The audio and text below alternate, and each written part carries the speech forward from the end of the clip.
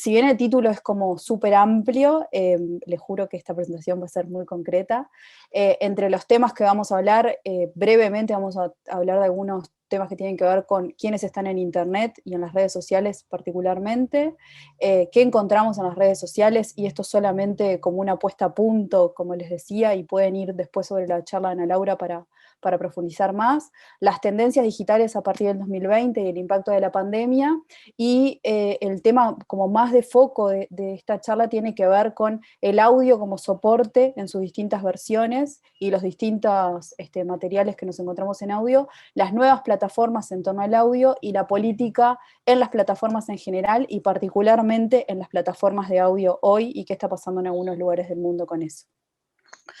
Entonces, bueno, yendo como algunos datos que me parece que son relevantes solamente como puesta a punto, y esta es como la parte que voy a pasar quizás un poquito más rápido que el final. Hoy en Internet hay 4.540 millones de personas que están en línea, y 298 millones de personas nuevas se conectaron en el 2020, y esto responde, entre otras cosas, a la pandemia y a todo lo que tiene que ver con la comunicación en general, hacia dónde fue la educación, la no presencialidad y demás. De ese conjunto de personas, 3.800 millones de personas usan redes sociales habitualmente, lo que representa el 83.7% del total de los que tienen Internet. Y este dato, que si bien parece bastante descolgado, viene a cuenta del cierre más de la charla que vamos a ver más adelante, que es que el 64% de los usuarios de Internet están preocupados por cómo las empresas utilizan sus datos personales, y casi la mitad utiliza bloqueadores de anuncios. No sé si conocen este tipo de aplicaciones, pero se pueden bajar aplicaciones para bloquear anuncios. Esto va bastante en contra de la industria en la que yo trabajo, porque trabajo en una agencia de publicidad además, pero bueno, es cierto que sí, que la mitad de los usuarios utilizan este tipo de aplicaciones justamente para saltarse el contenido publicitario. Pero bueno, ¿qué encontramos en las redes sociales? ¿O qué encontrábamos y qué encontramos ahora y cuáles son las diferencias? En primer lugar, encontramos como muchas oportunidades ya sea de conversación, de acceder a nuevas informaciones, de poder conectarnos con personas que están realmente muy lejos de donde nosotros estamos, la posibilidad de entablar conversaciones como esta. Cuando me refiero a redes sociales, a veces también, sin quererme, también refiriendo a Internet, pero me refiero a las dos cosas, sí, que como esta charla que estamos teniendo en este momento, obviamente el intercambio. Uno de los quizás de las grandes promesas de Internet en su momento, que era también como un sinónimo de ampliación de la democracia, era pasar a un estadio superior, que es la desintermediación, que es esto de poder estar en contacto, ya sea con las personas que viven determinadas situaciones, o con los políticos incluso, sin tener que pasar por la intermediación, ya sea de un medio de comunicación, de un partido político, o de cualquier otra cosa que pudiera filtrar esa comunicación, o incluso darnos la información, digamos, ya curada. Y esto era una promesa muy grande para la democracia que nos daba Internet, ¿no? Lo vivimos habitualmente, que es que capaz que más que desintermediación, a lo que vivimos hoy es un cambio de intermediarios, que es como, bueno, si antes el intermediario para que yo conociera el programa político de un gobernante o de un futuro gobernante eran los medios de comunicación, hoy el nuevo intermediario pueden ser las redes sociales, y los efectos que eso puede llegar a tener sobre la conversación política en particular. Mayor información también, igual. Acá, cuando estoy todavía viendo, como pensando en la desintermediación desde una perspectiva positiva, ¿no? En la que creíamos que el estar en contacto con el otro sin tener un intermediario, ya sea un medio de comunicación o lo que fuera, obviamente da mayores posibilidades de ampliar la democracia. Mayor acceso a información, y un concepto que quizás ustedes ya lo han visto en varias oportunidades, que es el de prosumidores, que es como pasar de una categoría de ciudadanía también, en la que éramos simples consumidores de información, de diversas cosas, a pasar también a ser productores de esa información y de ese conocimiento, y lo vemos habitualmente, sobre todo en redes sociales, de personas que denuncian situaciones de la vida cotidiana, que muestran cómo, bueno, quienes tienen Twitter, que supongo que son la mayoría de los que están en esta charla en este momento, pueden ver que una de las tendencias del día de hoy es Salgado y se debe, entre otras cosas, a una foto que fue sacada de un ómnibus lleno de gente y de alguna manera le piden que rinda cuentas sobre por qué las personas están viajando en ese grado de aglomeración en el contexto de pandemia, ¿no? Y es esto también, es los ciudadanos generando contenido e información que puede ser relevante en un contexto determinado. Pero bueno, esto es como lo que esperábamos encontrarnos en Internet y en las redes sociales, y esta es como la otra cara, que es también lo que tenemos en Internet habitualmente y con lo que tenemos que convivir, o sea, es parte de una realidad y hay que aprender a gobernarlo, que es la personalización del contenido, y acá me gustaría hablar un poco más de la hiperpersonalización del contenido. Yo sé que Ana Laura habló bastante de esto, que está muy vinculado con el filtro burbuja, que es cómo funcionan las redes sociales e Internet y cómo nos llega ese contenido. O sea, cada uno tiene su propio inicio, su propia selección de noticias, o sea, cada pantalla está hoy en día customizada para cada una de las personas digamos, que interactúan con ellas, pero desde un plano individual, siempre pensando en la pantalla como que la consume una sola persona, y por eso ese contenido está hiperpersonalizado, y eso obviamente nos lleva a una de las consecuencias fundamentales de cómo funcionan las redes sociales y cómo funciona el negocio de Internet, que es la polarización del discurso público y otras, quizás dos grandes temas que habitualmente abordamos, que es la desinformación y la infodemia, que no es otra cosa que a veces el exceso de información, ¿no? Entonces es como, bueno, ¿qué esperábamos encontrarnos en Internet? Y también, ¿qué tenemos ahora en Internet? ¿No? No es que las otras cosas dejemos de tenerlas porque aparecieron estas o porque estas están presentes hoy en día, sino que de alguna manera podemos encontrar un poco de las dos. Entonces, obviamente si tienen alguna pregunta de las primeras slides que son como más conceptuales, déjenlas en el chat que igual las contestamos. Yo traté de no profundizar en estos términos porque entiendo que ya estaban respondidos. Pero bueno, algunas tendencias del 2020, que fue el primer año de pandemia, y no sabemos cuántos años más vamos a tener, esperemos que este sea el último, que generaron grandes cambios en Internet y en el consumo de las personas, tiene que ver con esto. Y yo acá les traía una cita de Jorge Carrión, que sacó un libro justo el año pasado que se llama Lo Viral, que hace un análisis sobre el comportamiento de las personas en Internet, sobre todo como consecuencia de la pandemia, y él dice esto que ustedes están viendo en pantalla en este momento, que no es un delirio pensar que como el tacto de los teclados y de las pantallas sigue siendo frío, los tecnólogos han encontrado en el sentido del oído una estrategia para inyectar calidez a nuestras relaciones con nuestra maquinaria cotidiana. Y esta cita de Carrión, de hacia dónde está yendo el mundo de lo digital hoy, no dista mucho de lo que encontraban los comunicadores muchas décadas atrás, con el valor de la radio como instrumento de comunicación con el otro, de compañía con el otro, y lo que genera la voz de las personas en la cotidianidad digamos, en la rutina cotidiana. Pero siguiendo un poco con esto, sabemos que la oferta de podcast, audiolibros, audios de lectura de artículos, salas de conversación de audios, audios de meditación, audios de relajación, crece desde el lugar de la oferta sin parar, eso sin lugar a dudas. Muchos de ustedes deben recibir un montón de ofertas de este tipo de cosas, y también deben ver cómo los medios de comunicación se van transformando en este sentido. Hoy son muchos los medios de comunicación escritos, de prensa escrita, que tienen sus propios audios de lectura de la noticia, y esto es por cómo se está consumiendo la información hoy. Pero sobre algunos datos que quizás no nos dan como la globalidad de ese mercado, pero sí un proxy por lo menos, o sea, poder aproximarnos mediante algunos datos al comportamiento, es que hoy existen en el mundo 1.000 millones de oyentes de podcast y audiolibros en todo el mundo, y la tasa del crecimiento anual esperada de este sector, solamente de los podcasts, está ubicada entre el 25 y el 30% en los próximos 5 años. Y este crecimiento que se espera en los próximos 5 años responde en gran medida a los mercados emergentes. O sea, se espera que los mercados emergentes crezcan en el consumo de este tipo de contenido en un 70%, lo que va a hacer que el mercado crezca entre el 25 y el 30%. Existen hoy, ya desde un plano más desde la oferta, 1.4 millones de podcasts que reúnen más de 75 millones de episodios, y esto va creciendo día a día. Este dato es de fines del año pasado, y encontramos episodios en más de 100 idiomas. Entonces, ¿qué es lo que pasa, no? El 2020 marca un punto de inflexión, el audio es algo que venía creciendo en cuanto a oferta y en cuanto a demanda también en el mundo digital, pero lo cierto es que el 2020 marcó un punto de inflexión en cuanto a este tipo de contenido. ¿Y cuáles son las particularidades del audio? O sea, las particularidades del audio tienen que ver con, ya sea la oferta de tecnologías sin contacto, que es el poder utilizar algunas funcionalidades digitales y algunas físicas mediante comandos de voz, ya sean las luces de mi casa, que las puedo prender y apagar mediante comandos de voz, gracias a aplicaciones que todos tenemos en nuestro celular hoy en día, y algunas otras aplicaciones que sí tienen que ver más con el mundo digital, como Siri, Alexa, Waze y demás.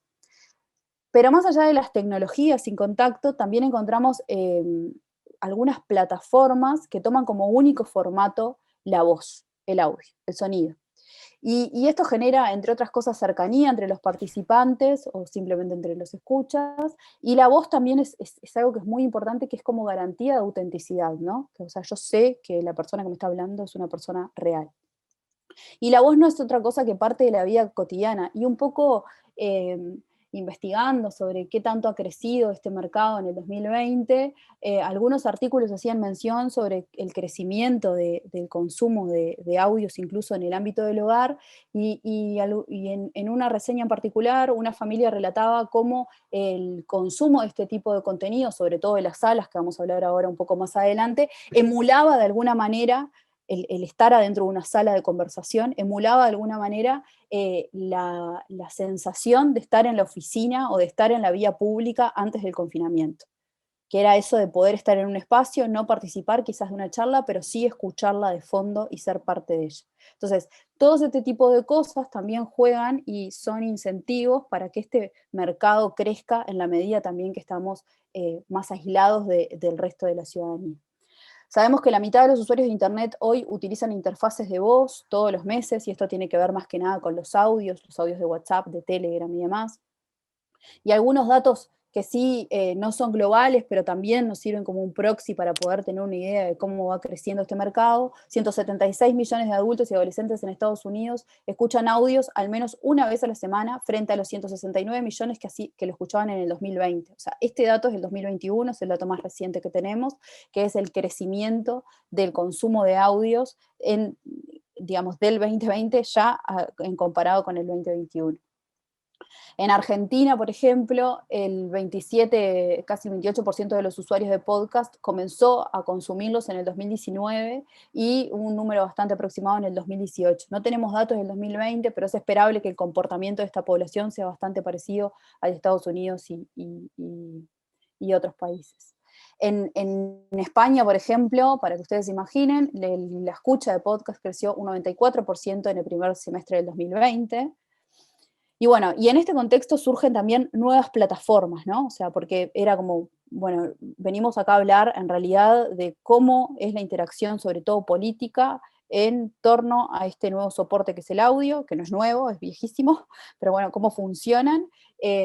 y particularmente con las nuevas plataformas. Si bien no tenemos datos, tantos datos sobre cómo es el consumo y cuántas personas efectivamente están allí, de las nuevas plataformas, porque se va actualizando minuto a minuto, el mercado de los podcasts me parecía que era como el indicador más cercano que teníamos para poder imaginarnos qué tipo de público y cuánto público podemos encontrar ahí. Pero bueno, sobre las plataformas que se apoyan únicamente en audio, y esto tiene que ver más que nada con la conversación, podemos encontrar tres. Discord, que hay muchos que no la conocen, que es una aplicación sobre todo que utilizaban los gamers ya en el 2015, que es para conversación entre ellos sobre juegos y demás, y también también hablan de deporte allí, es muy de nicho, es bastante menos conocida que las otras dos que les voy a nombrar. Clubhouse, que nació el año pasado, y Twitter Spaces, que es la respuesta de Clubhouse, que también nació en el 2020. La diferencia entre Twitter Spaces y Clubhouse reside únicamente en el tipo de sistema operativo que soportan. Clubhouse solo funciona en iPhone y Twitter Spaces funciona también en Android. Y por eso nace como en respuesta a Clubhouse, ¿no?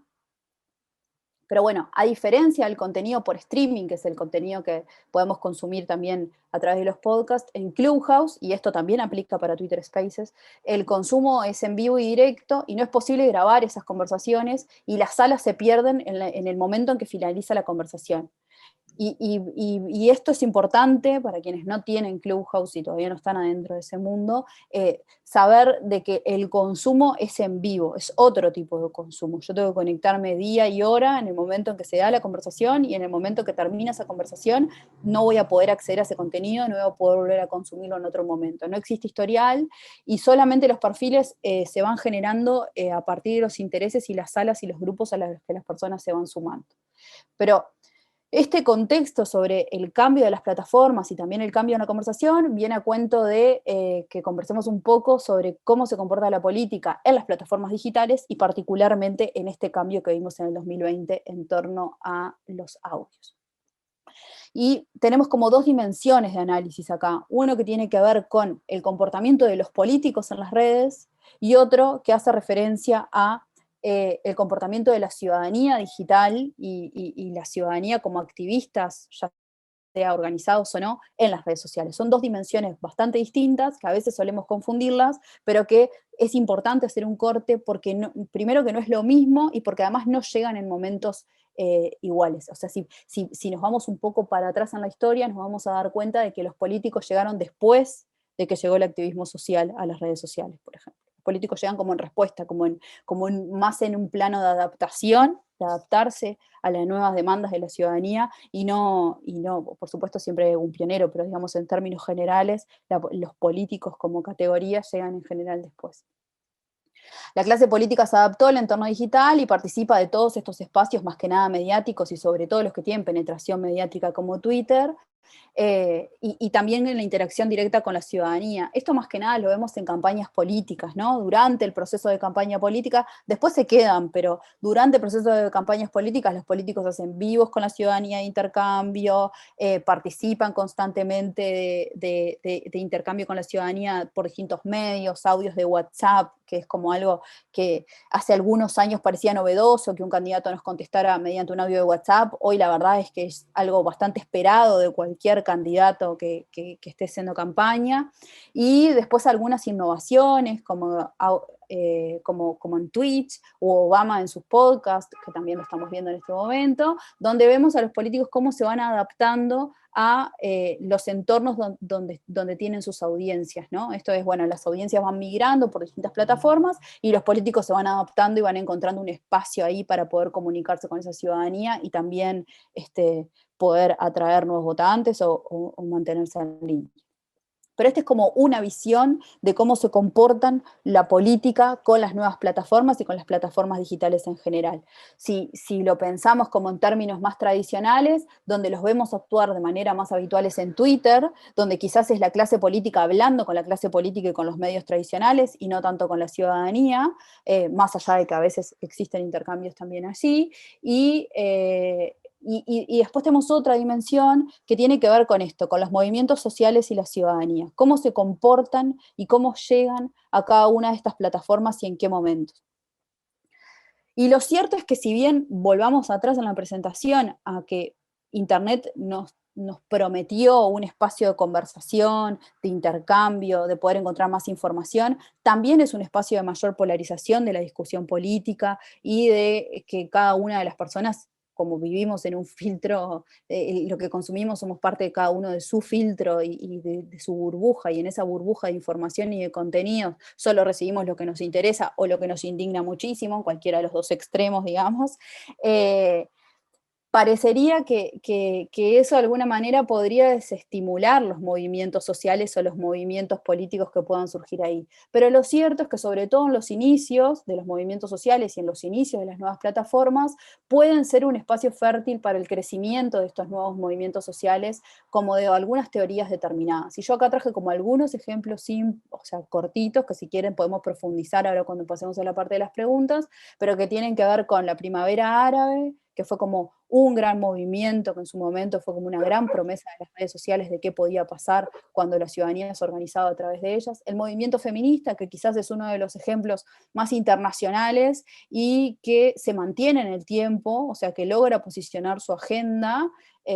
a través de las redes sociales y que parece bastante cohesionado con una agenda que tiene. Y después también tenemos algunos movimientos que pueden ser los que a priori nos gustan menos porque entendemos que no amplían algunos, porque digamos que porque erosionan la democracia de alguna manera, ¿no? Como todos los movimientos en torno a QAnon, Pizzagate y demás. Pero también existió durante la campaña pasada el boicot a Trump por parte de un montón de adolescentes que se coordinaron a través de TikTok y adquirieron entradas para un meeting, y en realidad lo que hicieron fue que ese meeting fuera un fracaso porque la intención era justamente no asistir. O sea, las redes sociales también, así como tienen, digamos, su cara más negativa, también suelen ser ese espacio fértil para que algunos movimientos puedan crecer, de los que nos pueden gustar más, porque entendemos que contribuyen más a la democracia, y también de los que nos pueden gustar menos, pero lo cierto es que eso se da ahí. Pero bueno, a mí me parece que hay un caso para seguir de cerca, y aprovechando que ustedes son la mayoría estudiantes de relaciones internacionales, que es lo que está pasando en Oriente Medio y el uso del Clubhouse en particular. Oriente Medio representa hoy el 6.1 de las descargas totales de Clubhouse en el mundo, y Arabia Saudita en particular está en el puesto número 7 de descargas en el mundo. O sea, es un mercado que, como veíamos, es uno de los mercados en los que la industria del audio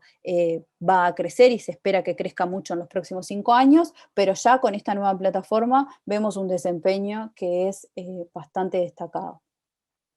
¿Y esto por qué? Y esto porque, para quienes no conocen el funcionamiento de Clubhouse, así como les decía que bueno, no tiene registro,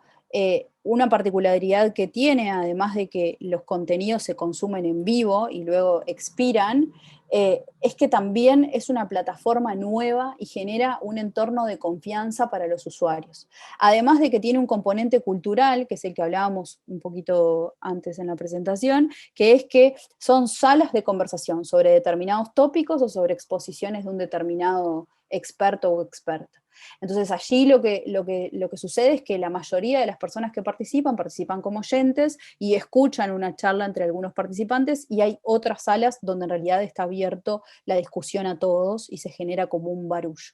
Que esto es como muy, emula de alguna manera también lo que sucedía o lo que sucede cuando vamos a un café y tenemos una discusión política, ¿no? Que es como, bueno, tener como muchas charlas en el mismo lugar y en el mismo momento, y es en vivo y después nos vamos. Bueno, este terreno, lo que sucede es que el no registro, la exclusividad también, y el que no existan trolls, por lo menos por ahora dentro de la plataforma, y la palabra, hace que se generen conversaciones sobre temas que realmente en Oriente Medio están censurados en las otras redes sociales, ¿no? Entonces surgen salas de conversación que son muy interesantes, que tienen que ver con desde los derechos de las mujeres hasta la libertad de expresión. Y estas salas es como que se van reproduciendo todo el tiempo y aumentan en cantidad. Incluso hace pocos días había una sala sobre el fenómeno, sobre lo que está pasando en Irak, y que estaba llevada adelante sobre todo por personas exiliadas, y hablaban sobre la situación iraquí, y era muy interesante porque ellos lo que hacían era como poder plantear un tema de discusión política, que quizás en su país no pueden hacerlo, y que por la desconexión que tienen es más difícil coordinar, y se coordinaron a través de una sala para poder discutir estos temas. Pero bueno, lo cierto es que con la misma velocidad que los activistas se apoderan de estas nuevas herramientas, los gobiernos también empiezan a tomar medidas.